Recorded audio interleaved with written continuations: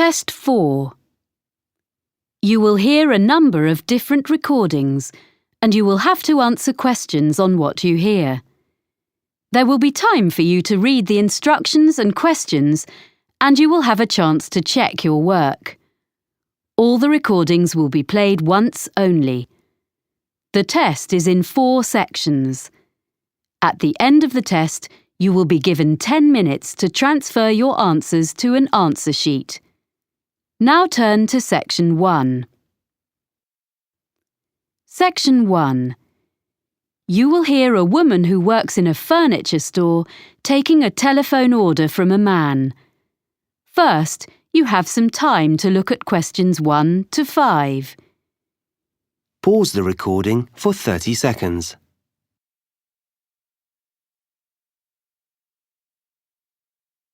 You will see that there is an example that has been done for you. On this occasion only, the conversation relating to this will be played first. Good afternoon, Megaquip. This is Sally speaking. How may I help you? Oh, hello. I'd like to order some items from your catalogue. Yes, are you an existing customer? No, I've only just moved here from South Africa, but I picked up your winter catalogue in the city centre yesterday. Fine. The winter catalogue is our current one. As you're a new customer, I need to take a few details from you. The customer is using the winter catalogue, so winter has been written in the space. Now we shall begin. You should answer the questions as you listen, because you will not hear the recording a second time. Listen carefully and answer questions 1 to 5. Good afternoon, Megaquip. This is Sally speaking. How may I help you? Oh, hello. I'd like to order some items from your catalogue. Yes, are you an existing customer? No, I've only just moved here from South Africa, but I picked up your winter catalogue in the city centre yesterday. Fine. The winter catalogue is our current one. As you're a new customer, I need to take a few details from you. Sure. Your name is? Oscar Greening. That's Oscar with a K. Oskar? Yes. Greening. And your address? York Terrace. Here in the city? Yes. What number? It's a flat, number 52C. C. Got that. And would that be the same address for delivery? No, actually, I'm out all day, but my neighbour can take delivery at number 5 York Avenue. It's just round the corner. OK, fine. Number 5. I've got that. And will you be paying by debit card or credit card? Well, I don't have any cards yet. I'll have some shortly, but I want these things this week, if possible. Could I come to the store and pay cash in advance? Well, I guess so. I'll make a note. I'm afraid that payment method doesn't entitle you to a discount. No, I didn't expect one for that. But what about my address? It says on the cover of the catalogue... Oh, yes, you're right. Of course, York Terrace is within the city, so you get free delivery and 5% discount on your order. Oh, good. Before you hear the rest of the conversation, you have some time to look at questions 6 to 10. Pause the recording for 30 seconds.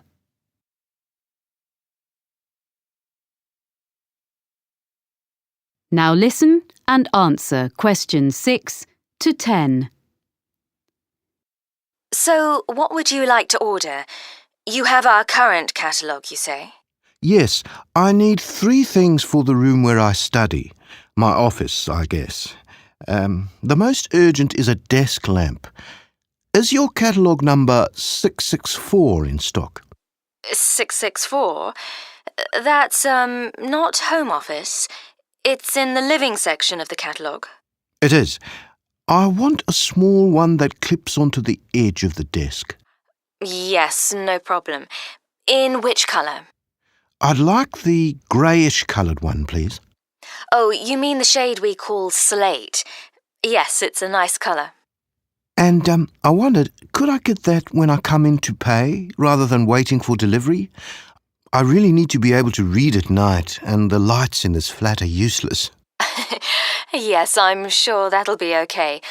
I'll note down that customer will collect.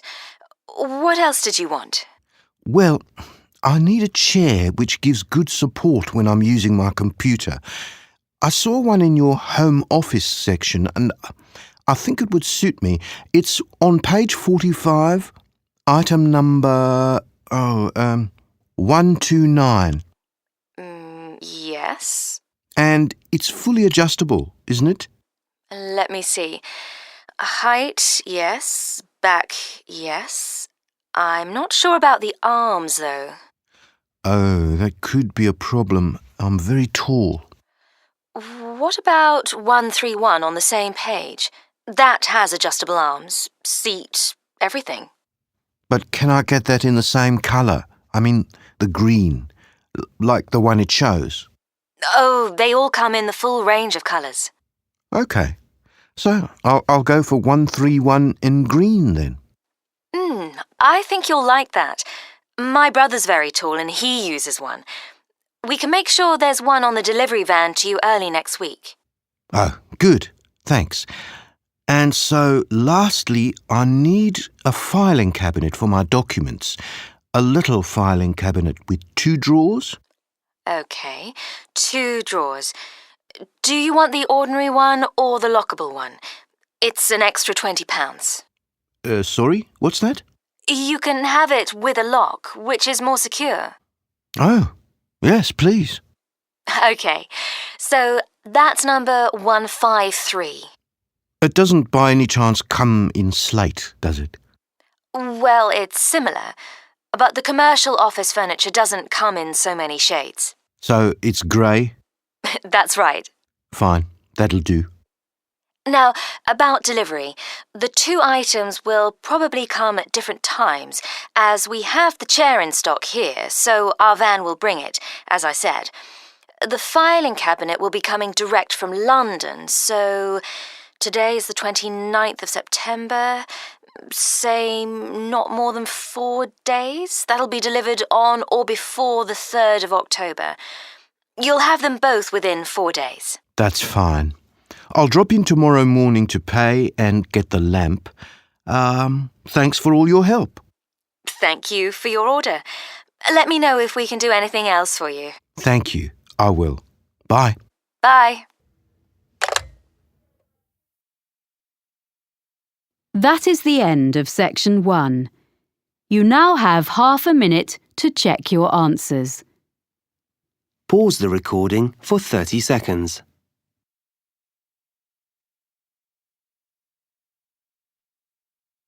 Now turn to section 2.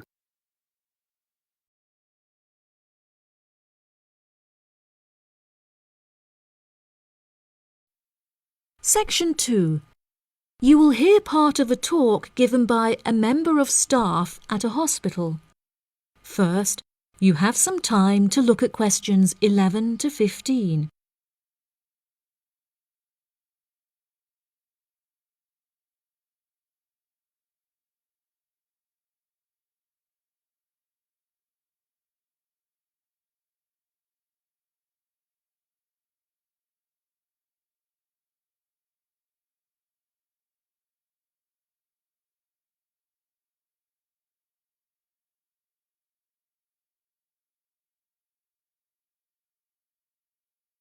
Now listen carefully and answer questions 11 to 15.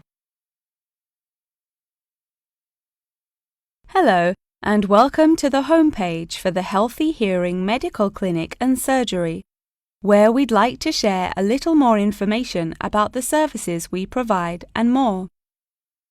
Our hospital is one of the leading specialised hospitals in the United Kingdom, attracting the very best healthcare professionals from around the globe.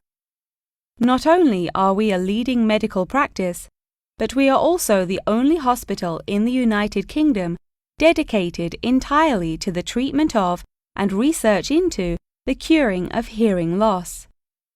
Our facilities and staff here are renowned across Europe, attracting thousands of patients a year. Our consultations can number anything up to 11,000 patients a year. However, we aim to treat around 5,000 patients a year so as to maintain and ensure the quality of our services. Our patients are guaranteed the highest standard of care, as well as the use of our first-class facilities. All patients requiring overnight treatment are provided with their own private room with ensuite facilities, as well as a state-of-the-art entertainment centre, which includes a flat-screen LCD television and PlayStation. Appointments with our healthcare professionals can be made at any time during the week, with female doctors available between 8 a.m. and 11 a.m. If you need to see a doctor outside of these times, please visit the Out of Hours page of our website for more information. Our doctors are all trained to an exceptionally high standard and practice a vast array of specialities. Mr. Roberts is a fully qualified ear and throat specialist. Mr. Edwards is a pediatric hearing specialist, while Mr. Green specializes in reversing hearing loss.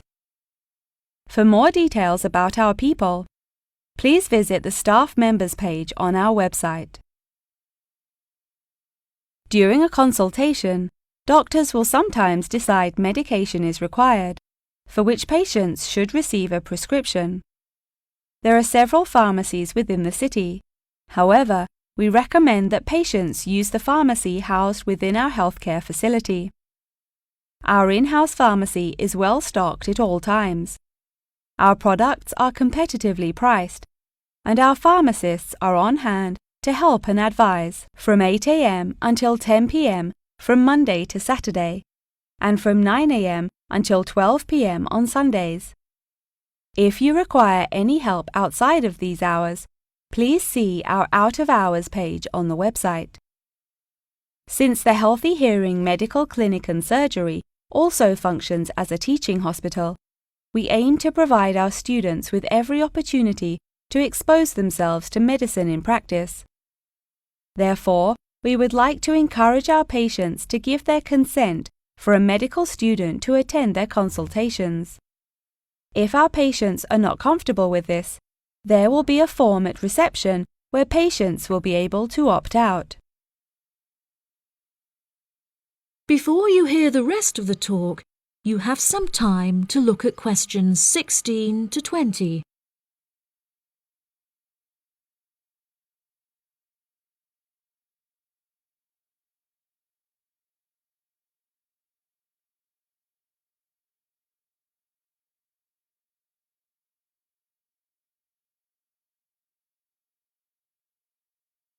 Now listen and answer questions 16 to 20. Now, please look at the map I've given you of the Healthy Hearing Medical Clinic and Surgery. For those not familiar with our practice, reception can be found through the main door at the end of the corridor.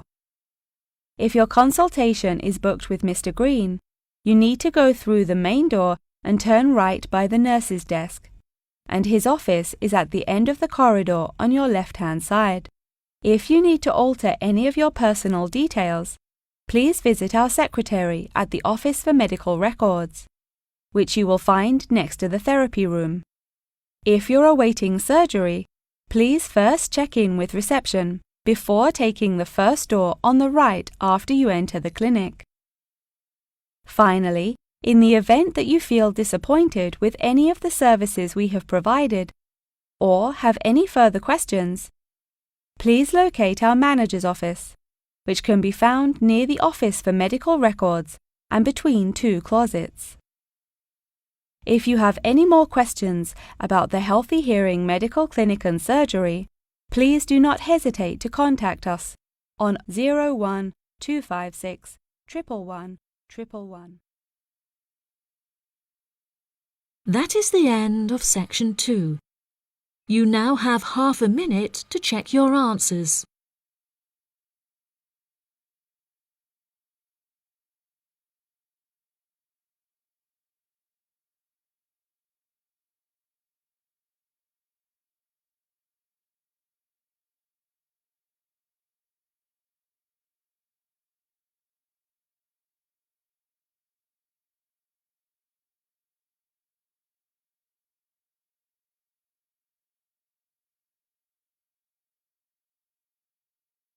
Now turn to section 3.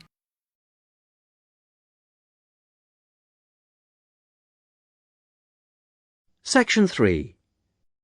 You will hear the beginning of a tutorial on a business studies course. The tutor is discussing job interviews with two students, Muriel and Dave. First, look at questions 21 to 24.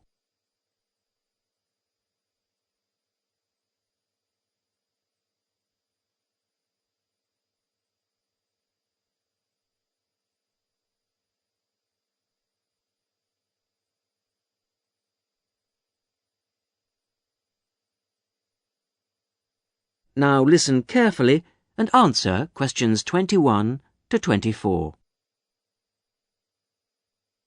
Good morning. Good morning. Morning. So, we've looked at various aspects of staff selection this term, and I think by now you should be beginning to see how much more there is to it than just putting applicants through a short interview or asking the right questions. Yeah, absolutely. So, I think you should be ready for today's tutorial on matching the person to the job.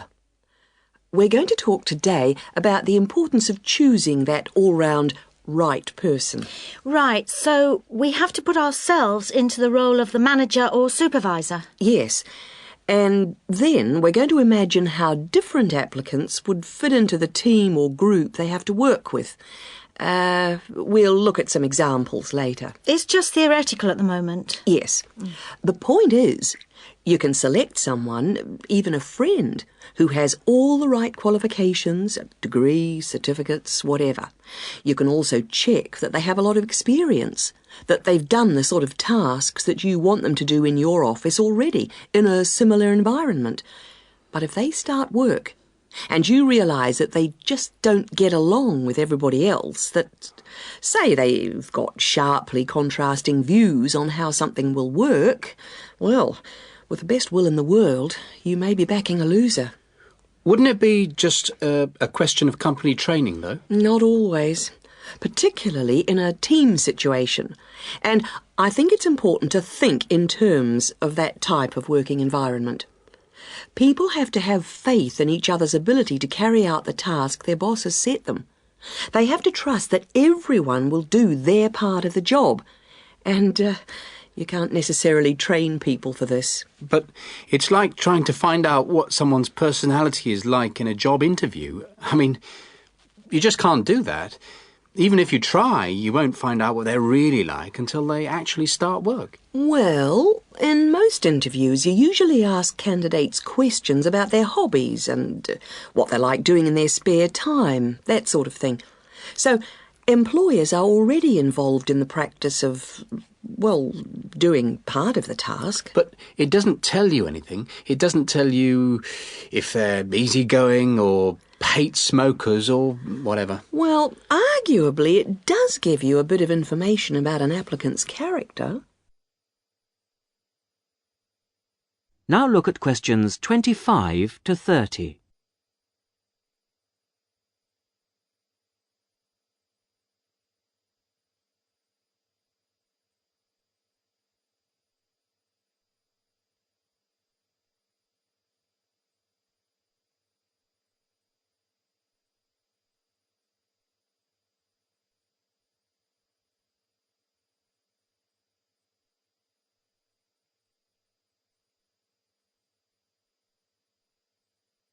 Now, as the tutorial continues, listen and answer questions 25 to 30. Well, arguably, it does give you a bit of information about an applicant's character, but also, more and more employers around the world are making use of what are called personality questionnaires to help them select new staff. And What's it called? A personality questionnaire. They have to be filled out by the candidates sometime during the selection procedure, often just before an interview. The idea is actually quite old. Apparently they were used by the ancient Chinese for picking out clerks and civil servants, and then later they were used by the military to put people in appropriate areas of work. They've gained a lot of ground since then, and there are about 80,000 different tests available now, and almost 2/3 of the large employers use them. Which makes you think that there must be something in them. That's right. They ask the sort of questions that you might expect, like, do you like working under pressure, or are you good at keeping deadlines? And what if people can see through them and just write what they think the employer wants to see? Well, that's always a possibility. I mean, it's human nature to lie, isn't it? Well, that's the point. Apparently it isn't. These tests are compiled by experts, and they believe that the answers can provide a few simple indicators as to roughly the type of person that you are, that people will generally be truthful in that situation. And then you can go some way towards finding out whether someone's, say, forward-looking, a go-ahead type of person, or resistant to change. Yes, and there are all kinds of other methods which can be... That is the end of section 3. You will now have half a minute to check your answers.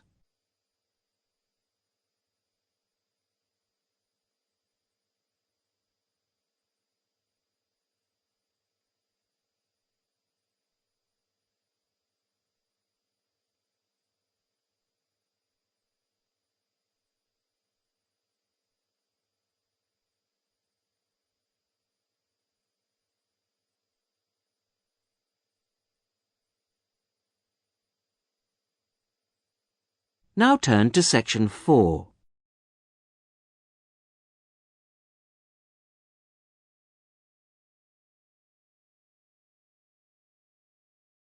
Recording 58. You will hear a lecture about rock art. First, you have some time to look at questions 31 to 40.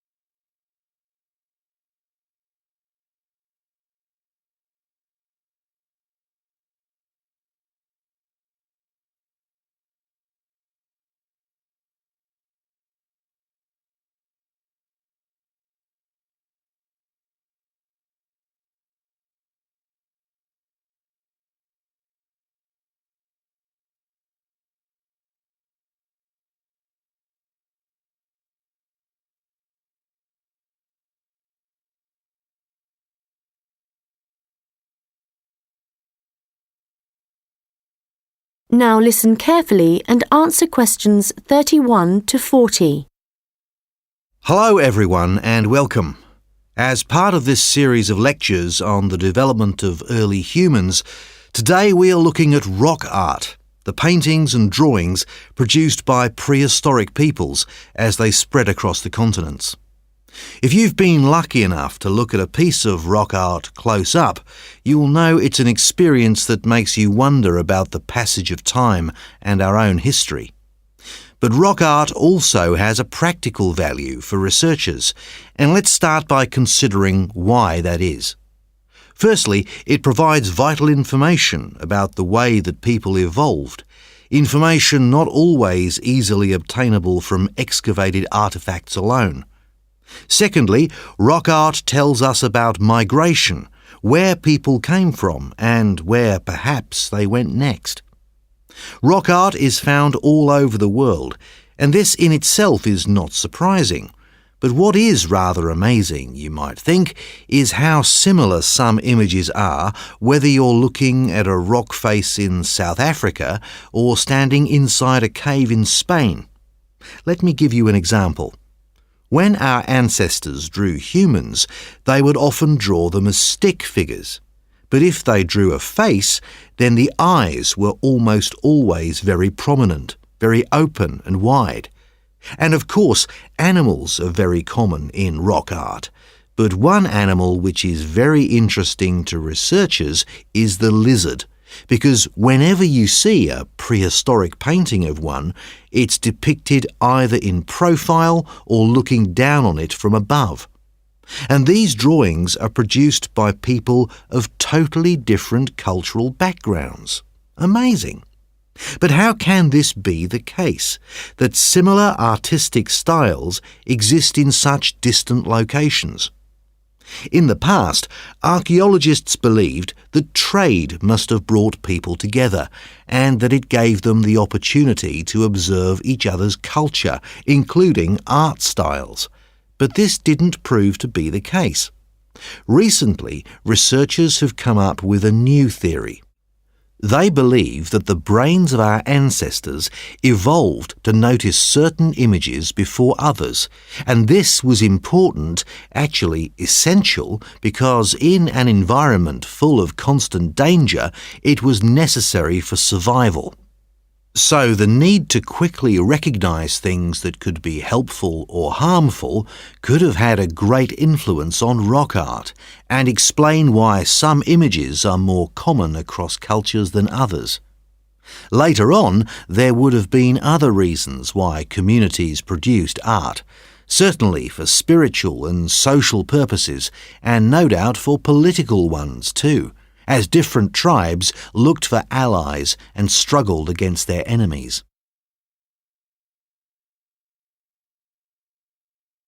Well, as I said before, you can find rock art all over the world, but I'd like to focus now on the rock art of the Aboriginal people of Australia. The images that survive in this part of the world span at least 20,000 years. In fact, the Aborigines were still practicing this art form in the late 18th century when the Europeans began to arrive, and certain images point to the contact between them. For example, the Aborigines began to draw ships which they would have seen along the coast. It's hard for us to imagine what they must have thought when these first began to appear. Another image that is evidence of European arrival is that of horses, an animal that would have been very alien to the Australian landscape. It isn't actually known how many sites there are across Australia where rock art can be found, but unfortunately we do know that much of the art is being lost to us. Erosion, of course, is one of the key reasons for its destruction, but human activity is also increasingly responsible. Since the 1960s, industry alone has destroyed around an estimated 10,000 pieces of art. At this rate, in 50 years, half of all Australian rock art could have disappeared for good. Vandalism is sadly another factor, and although most people, I believe, would wish to preserve this art, I'm afraid that tourism is another reason why the art is disappearing. In some cases, the art is damaged when people